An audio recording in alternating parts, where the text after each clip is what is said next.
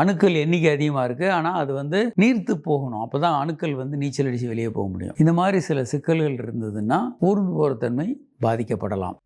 Rapid progressive அப்படின்னு சொல்கிறது விரைந்து முன்னேறக்கூடிய அணுக்கள் வந்து கிரேட் ஏ, அவை 32% இருக்கணும்.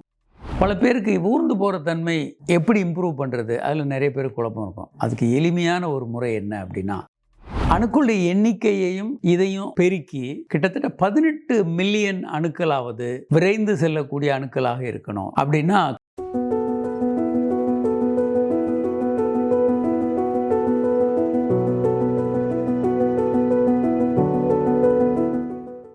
சென்ற வீடியோவில் நம்ம வந்து விந்து திரவம் மற்றும் அதனுடைய அணுக்களுடைய எண்ணிக்கையை பற்றி நம்ம பேசணும். இப்போ அணுக்கள் எண்ணிக்கையில் நல்லா இருந்தால் கூட அந்த ஊர்ந்து போகிற அணுக்களுடைய எண்ணிக்கை மிக மிக முக்கியம். ஊர்ந்து போகிற அணுக்களில் 4 வகையாக பிரிக்கிறாங்க. கிரேட் ஏன்னு rapid progressive, B slow progressive, ரொம்ப மெதுவாக ஆனால் ஊர்ந்து போகும் முன்னோக்கி.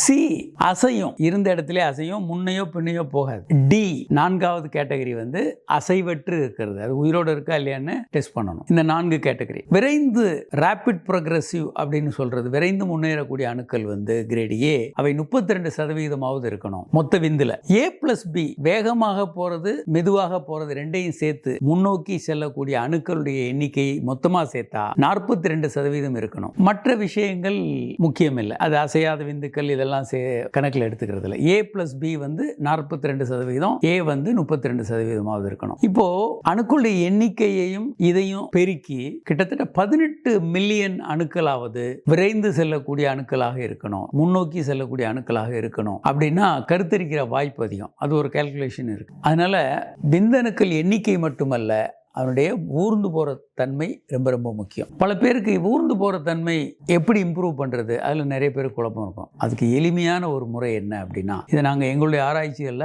சென்னையில் பண்ண மிகப்பெரிய ஒரு ஆய்வில் வந்து 4 நாட்கள் நீங்கள் செக்ஸ் பண்ணாமல் இருந்தீங்கன்னா ஊர்ந்து போகிற அணுக்களுடைய எண்ணிக்கை குறையும்.